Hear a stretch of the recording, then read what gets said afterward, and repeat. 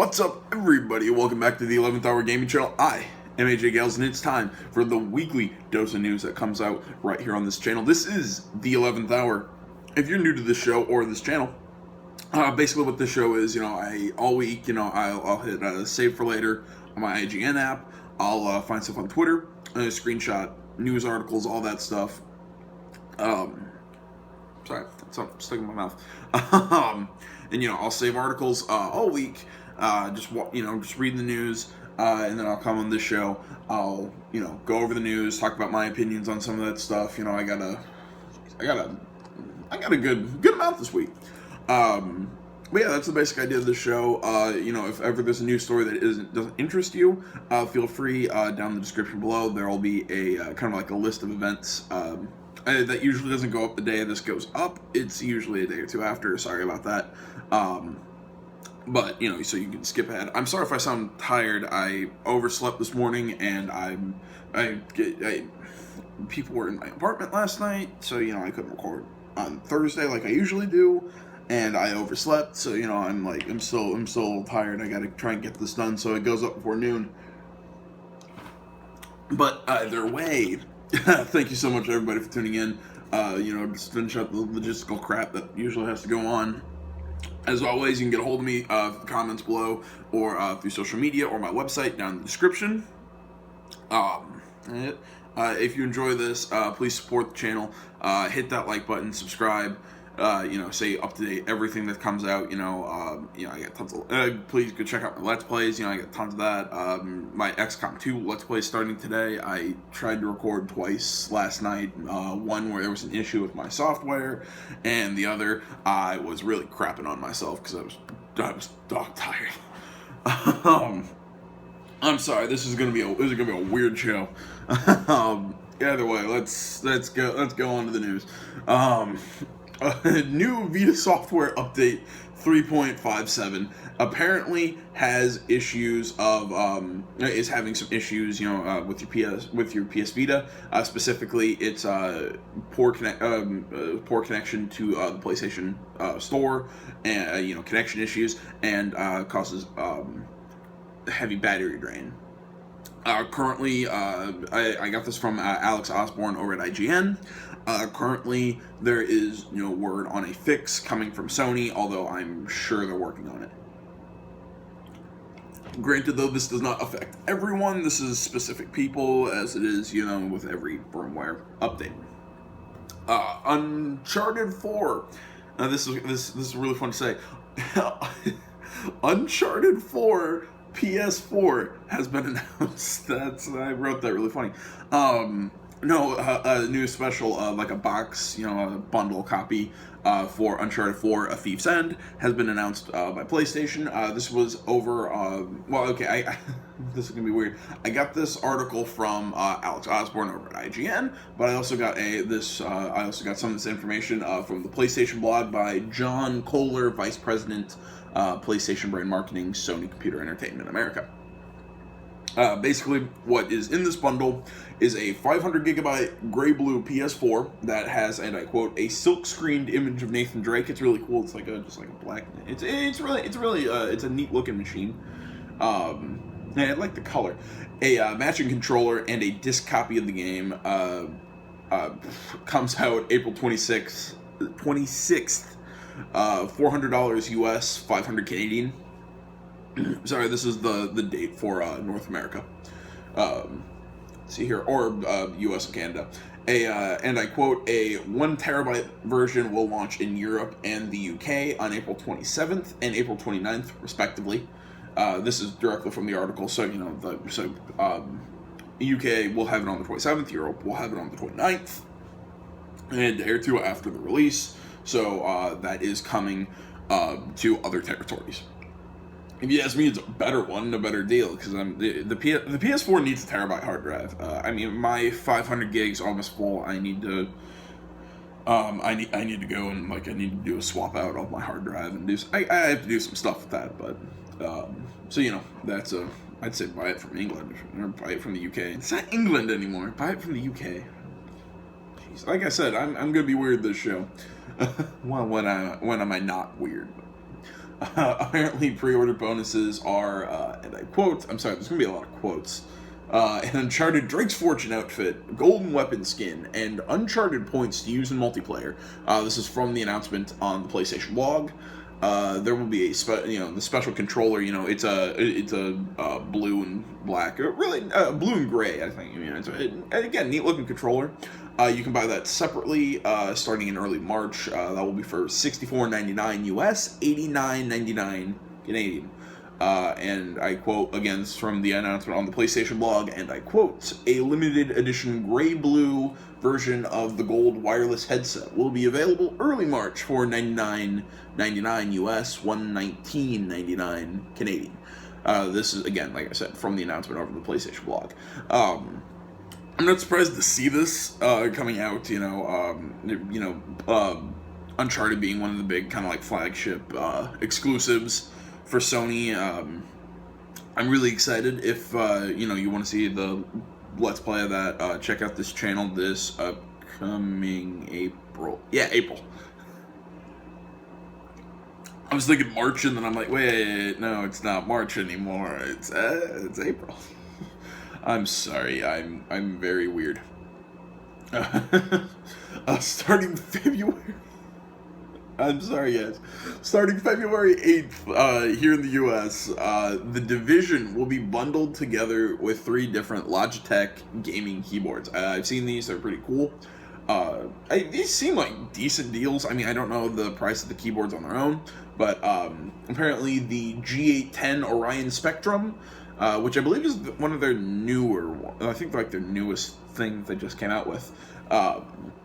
The G910 Orion Spark and the 10 keyless G410 Atlas Spectrum. They will cost $160 for the G810, $180 for the G910, and currently I don't have any price for the G410. There's no price at the moment, and that article is by Louis Leong and IGN, Leong. I'm hoping I got that right. Personally, I don't play on a gaming keyboard. I have a regular mouse. I think it is Logitech. I play with a regular mouse with a keyboard I got for like $20. Again, most of the time I don't play with a mouse and keyboard. When I play controller. So, but if you're interested and you want to get the Division kind of like bundle, I think that's a decent deal. Kind of keeping on with the Division news, though. Apparently, players of the Division beta over on the PC have been complaining of others cheating. That's right. Apparently, it was a very big issue during the beta. I'm sorry. My voice sounds really weird right now. Apparently, there are reports of players not having to reload, or players moving at super speed. And by reload, I mean like reload their weapon. Like they have infinite ammo clips, or they're like moving at apparently speed so fast like you can't see them. Apparently, according to Ubisoft, there is no cheating. Players are only exploiting glitches that were present in the beta. This upcoming quote, it was used in the article. It was also from the Ubisoft community manager, NTCHAI. I'm believing that was a screen name because it was on the Ubisoft blog, but the article used this quote that was from the Ubisoft blog. It's a big thing. Basically, this guy, I'm sorry. Long and short of it, this guy posts on the Ubisoft blog. He's an employee of Ubisoft, posts on their blog, and this article by Vicky Blake at IGN uses this quote in the article. So, there we go.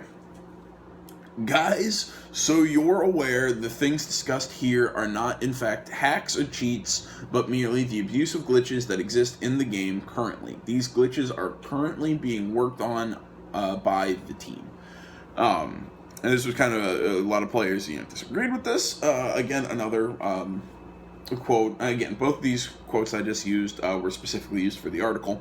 But this one comes from a post on Reddit, saying this is not a lack of anti-cheat, it is global networking architecture, and I'm about to go R-rated here. I'm sorry. It is global networking architecture fuck up. Literally, that's what it is. There's just some letters blocked out. I highly doubt that this will be fixed anytime soon after release. You probably might want to stay away from PvP area while this problem is present. That is some poor grammar because probably might wanna. That's redundant. You should say either you probably wanna or might wanna. I'm sorry. That bugs me. And then PvP area. Wow, that's okay. But yeah, the long and short of it, a lot of people aren't obviously people aren't too happy with it, and neither would I. Because I mean, this does feel like people are cheating, but it's a lot of people are saying it's hacked. Some people are saying it's a big thing. We will not be able to tell exactly until the game releases March 5th. March 5th, right? I also believe though late February though they're running a stress test, so who knows? Maybe the problem will be fixed by then. As always, everybody, as always, the Super Bowl this upcoming Sunday. They always run the predictions of who's going to win the Super Bowl. Through that simulated of the current Madden. Well, Madden NFL 16, they ran the simulation. Apparently, has the Panthers to win the Super Bowl 50. Personally, I hope the Broncos win. I'm sorry, I'm from Indiana. I still like Peyton Manning. Sad. That article from Michael Pasalacqua, IGN. I'm still hoping I'm pronouncing that name right. Sorry. Apparently, though, also talking about Madden NFL 16, Madden NFL 16 is now free for EA Access subscribers. This information coming from Samit Sarkar over at Battalion. This is an interesting one. I kind of like this. Visual Concepts and Take-Two Interactive are currently being sued for failing to properly license player tattoos in NBA 2K16. Apparently, this is an interesting like a problem with a lot of sports games. I never thought of. A lot of games apparently they just don't do tattoos. I think Madden doesn't. They only from what I read through the article. Apparently Madden they'll only do it if players get specific waivers signed by their tattoo artists. I found that interesting. See here, and this is taken directly from the article, and I quote: "The plaintiff, Solid Oak Sketches, claimed to own the copyrights to 8 designs spread across multiple players, including LeBron James, Kobe Bryant, Eric Bledsoe, and DeAndre Jordan." This is a similar case from a few years ago with THQ's UFC Undisputed 3. The article brings up this case, and I remember this.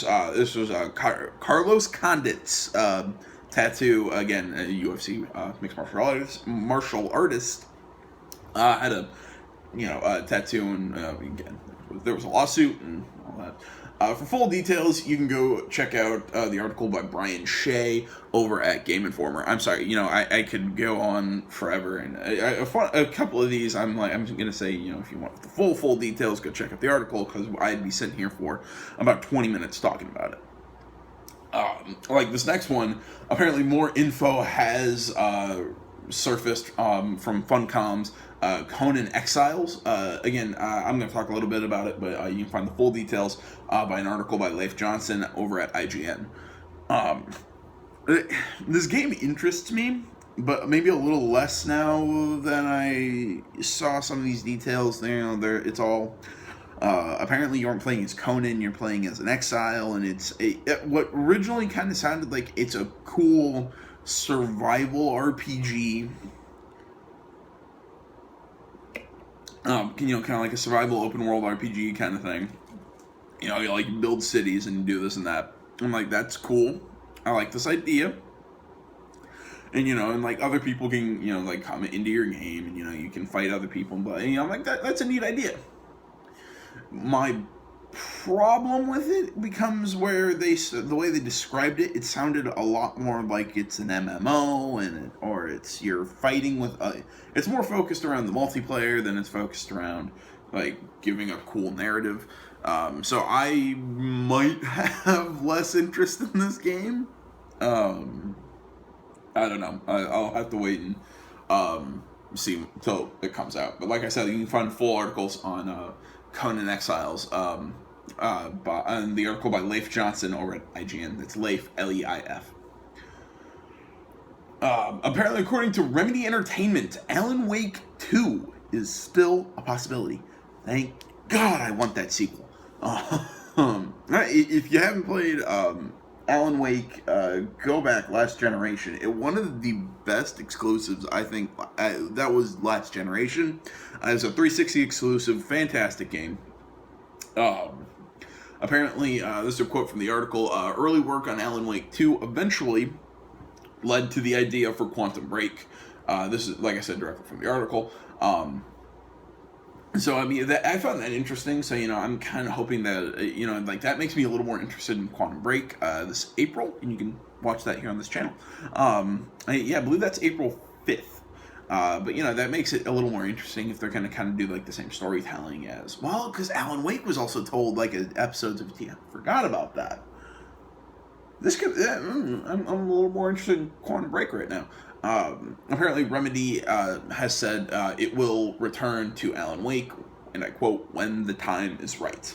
They've said they might return to it. They might, they've kept a lot of us kind of on the hook, going, it's not gonna happen, but we're not saying it is. And I'm like, but I want being like a small child.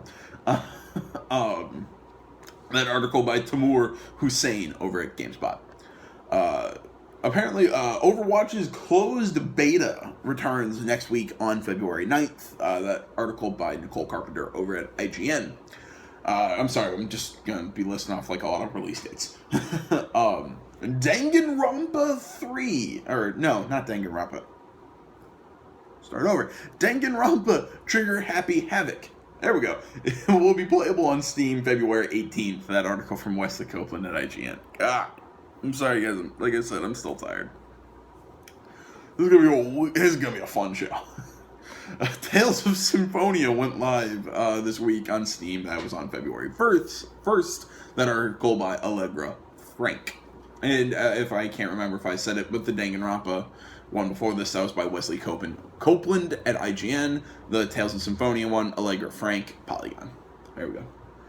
Apparently Bethesda has officially given Doom a release date. We've been kind of sitting on that one. May 13th on Xbox One, PS4, and PC. Again, as usual, I'll probably play it here. I don't know. I don't know a whole lot about this. I wasn't a huge fan of Doom. I respect it. I know what it is, but I'm just never been a big fan of Doom. But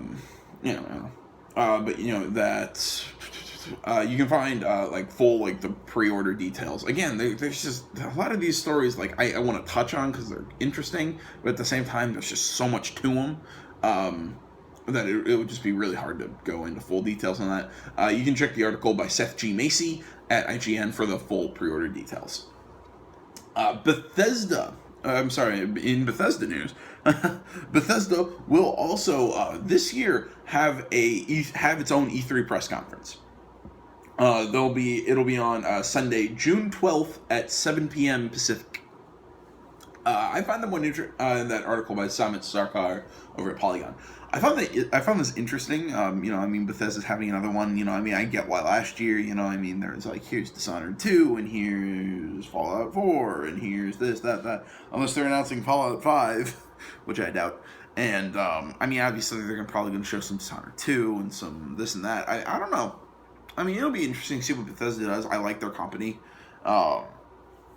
It's interesting. I want a BioWare conference because I want to see Mass Effect Andromeda. I want them to prove it's coming out this year because I want that fucking game. But no, I know this is also not only the first kind of weird thing, because I believe EA is not having a big presence at E3 this year. They're doing their own thing in a different building, that's near it, but it's its own thing, and it's very fan-really. You just pay and you get in, and you see a lot of stuff going on at EA. It's really interesting. I'm not sure how it's going to do. Only time will tell with that. But yeah, E3 is probably gonna be interesting this year. Although I love E3 most years. It's like Christmas. The Xbox One version of Ark Survival Evolved is receiving a patch sometime in mid-February.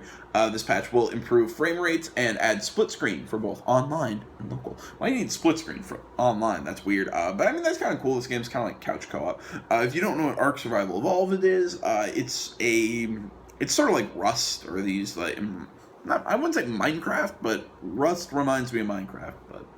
It's kind of like they just drop you off in the middle of the world with nothing, and you make clothes, and you make weapons and houses, and it's a interesting game. It's very gameplay driven. There's like no narrative, but again, I there are fans of that. I know my girlfriend wants me to play it just because it has dinosaurs.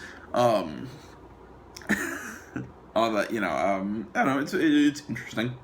Currently, I believe that's on early access on Steam, and I'm blanking on what it's called, but it's the same thing on Xbox One.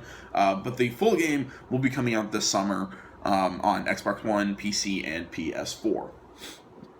That article by Eddie Makuch over at GameSpot. Apparently, Amazon UK has a listing for a box edition of Super Meat Boy. That's a fun game title to say. Apparently, Edmund McMillan, one of the developers, responded to this over at IGN, saying, and I quote, 99% sure it's false. We don't have a publisher for a boxed retail. This article by Michael Martin over at IGN, by the way. And then he comes back putting out this quote, sorry, just talked to Tommy, and it turns out we are doing boxed retail overseas. Currently, there is no confirmation over whether or not it is coming to the U.S. So, but you can still download it. So, like I said, Michael Martin, IGN. All right, this can either go really well or really bad. Apparently, on February 25th, you can download Assassin's Creed Identity, I believe for $10. It was either 10 or 5. For some reason, I didn't write it down. But I believe it was $10. Assassin's Creed Identity. This is an action RPG on mobile devices. That already makes me a little. Apparently, you will pick one of 4 classes: the Berserker, Shadowblade, Trickster, or Thief. The Berserker is more combat oriented. The Shadowblade is more stealth. The Trickster is all around, and the Thief is better at like pickpocketing and this. It's very RPG, which again I still don't feel like that fits the assassin kind of vibe. I don't know. I mean, I'm interested to see maybe Empire is gonna, or is it Empire? That's great, Empire. I think it's Empire. I think that was the new leak. I think that game's they're gonna keep with this RPG like feel, maybe it's gonna do it way better than it's been. To me, it's not been great. And again, I'm sitting looking at this game, this iPhone game, or this, I say iPhone because I have an iPhone. I look at this mobile game and I'm like, I'm looking at it with I think, what's the word? Hopeful skepticism. Like, I hope it's good because I like Ubi, but. Apparently, you will be playing it'll be back in Italy, and parts of this is gonna bug me. I can't think of exactly where, like the Colosseum in Rome, and there's some place that was in AC2. So if you like that time period, it's going back to it. Michael Pasalacqua over at IGN wrote that article. Apparently, Microsoft and Ubisoft have announced that when they're kind of like in a combined deal, announced that when you pre-order Far Cry Primal on Xbox One, you get a free copy of Valiant Hearts. Yes, I know, it's weird. You're not getting a backwards compatibility. You're not getting a free Far Cry 4 or a backwards compatibility of Far Cry 3. You are getting Valiant Hearts. Actually, a good game. If you don't know, it's I think World War I based, kind of a narrative, side-scrollery. There's some puzzles and whatnot. It's actually a fun game. I played a little bit of it. On Vita? That article by Mike Footer over at Game Informer. Talking about those old-time military games, Battalion 1994 has been announced for PS4, PC, and Xbox One. this is an interesting coming from an English developer. I'm really glad to see this because it's I miss World War II shooters, and I want to see a World War II game with next gen, the current graphics and all that. It's like it makes me sad that Call of Duty's now it's all like, ooh, it's all the new futuristic stuff. That's where we're going. Like, go back to World War One. I mean, hell, I want to see Ghosts 2 or is it Call of Duty Ghosts 2? I think that game would be really fun too. I liked Ghost 1 and the way it left off. But apparently, Battalion 1994 is aiming to be kind of a shooter in the vein of Call of Duty and Medal of Honor. At the moment, from what I've read about it, I believe it's only multiplayer. There's going to be customization. There's going to be some cool stuff with it. But I really hope there's a campaign because, again, I want to delve back into World War II through the eyes of a soldier. All that. And it's a first-person shooter also. This is by Wesley Copeland over at IGN. That's where the article came from. Alright, guys, it's time for me to talk about something I really don't want to talk about. It's going to make me sad and whatnot, but much to my chagrin, Lego Star Wars The Force Awakens has been announced.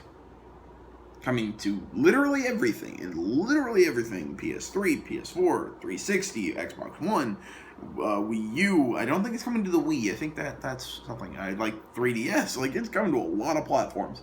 Vita. There we go. This just makes me really sad. Apparently, it will cover not only Episode 7, but it will also cover the kind of the gap between Return of the Jedi and Force Awakens. This makes me really depressed because I don't like the Lego games. I haven't liked the Lego game I haven't really liked the Lego game since the first Star Wars one, and I really didn't even like the second one that much. It was okay. I liked them back when they pantomimed. I don't like now they talk, and it's I don't know. I mean, if you like the Lego games, I'm not dissing you or whatever. I mean, I personally don't like them. I've not liked them for a long time. So, I pseudo joke when I say, much to my chagrin, that this game's coming out. But, I don't know. I also didn't find Episode 7 to be the great cinematic gold that everybody said it was. I mean, good movie. Enjoyed it. Episodes 4 and 5 again. I mean, that was literally all it was. Enjoyed it. Still think J.J. Abrams ripped off John Williams. John Williams probably ripped someone else off. But, whatever. Again, it's still not a bad movie. I'm gonna get crap from that because I just dissed on Star Wars on the internet. Fun. Apparently, Metal Gear Solid Metal Gear Online is receiving new DLC in March. Apparently, 3 new maps: Rust Palace, Coral Compound, and Azure Mountain. Either way, Azure Mountain. There will also be a special character, Quiet, coming in. Apparently, she will have increased abilities and unique weapons. This article by Nicole Carpenter over at IGN. Oh, I'm sorry, I forgot to say. The Lego Star Wars article was by Allegra Frank at Polygon. Resident Evil 4 is out now on the Nintendo eShop for Wii U. I didn't get a price, and I still don't have it. I tried finding it. I couldn't. But Resident Evil 4 is on the Nintendo eShop for the Wii U if you want to see it. That's the Wii version. So, I really like this game. Resident Evil 4 is probably my favorite Resident Evil. It's a really good game. Really hope Resident Evil goes back to kind of that feel because it was really scary. It was intense. It was just a really good game. Apparently, oops, I did click again. Let's see here. Apparently, that article was by Evan Campbell at IGN. I'm sorry, I keep forgetting to do that. Apparently, Ubisoft is challenging EA's trademark registration of the word ghost. I talked about this a little bit. Currently, EA's working on that because they're working on some new franchise. But Ubisoft is apparently concerned that Ghost Recon, or they said franchises, but I'm pretty sure this means Ghost Recon will be, and I quote, be damaged by registration of the mark. Obviously with Ghost Recon Wildlands, I think it's Wildlands. coming, being worked on by Ubisoft. Obviously, I don't think they want EA to trademark the term ghost because that'll cause some problems and confusion. Apparently, EA has until March 9th to respond to the challenge. This article by Seth G. Macy over at IGN. Grand Theft Auto 5 has now officially sold 60 million copies across all platforms. I own one on 360 and PS4. Apparently, this was revealed in Take-Two Interactive's third quarter earnings report. Needless to say, they did well. But no, I mean, not just that. I believe games like NBA 2K16, just some other stuff that's escaping me. I also read somewhere, I think that Take-Two's really glad about this because it gives them really big faith that GTA 5 doing really well is really going to help sales of Mafia 3, and God, I want that game to come out now. Or at least give me a release date. That article by Seth G. Macy over at IGN. Dying Light: The Following finally has a release date. That for February 9th right here in the U.S., obviously, I'm American, if you can't tell by my voice. But you can find the international dates on the article by Wesley Copeland over at IGN. There's kind of like an infographic. It has literally every country, the release date, and it's just, again, for me to go through all of those would just take forever. Once again, article by Wesley Copeland over at IGN. You can find that infographic there. Mirror's Edge Catalyst closed beta is now, signups are now available. I just I blanked there for some reason. Apparently, no date for the beta has been announced by Michael Martin over at IGN. I don't understand why Mirror's Edge needs a beta because unless there's a heavy multiplayer component, but I don't know. I just didn't think that betas for story-based games really happened a lot. Oh, if you're interested, go check that out. Travis Barber, IO Interactive community manager, posted a whole lot of info on Hitman on the PlayStation blog. Kind of like some of the stuff that's coming to PlayStation first, coming to PlayStation first, some basic story concepts. If you're, again, I'd go into those, except I'm already at 32 minutes, and it would just take forever. If you want to get the full info and all that, go check out that, not article, it's a blog post on the PlayStation blog. It is fairly interesting. I look at this game, again, kind of like with some hopeful skepticism that I'm like, I don't think it's going to be good. But at the same time, I want it to do well, because I like the Hitman brand, and I like the last Hitman, Absolution. So, but who knows? Finally, to round the show off, Guitar Hero Live is getting a new track, Through the Fire and the Flames by Dragon Force. Love that song. Apparently, this is part of the Shredathon channel on Guitar Hero TV. I still don't fully understand how Guitar Hero TV and all that works. If you know, tell me in the comments.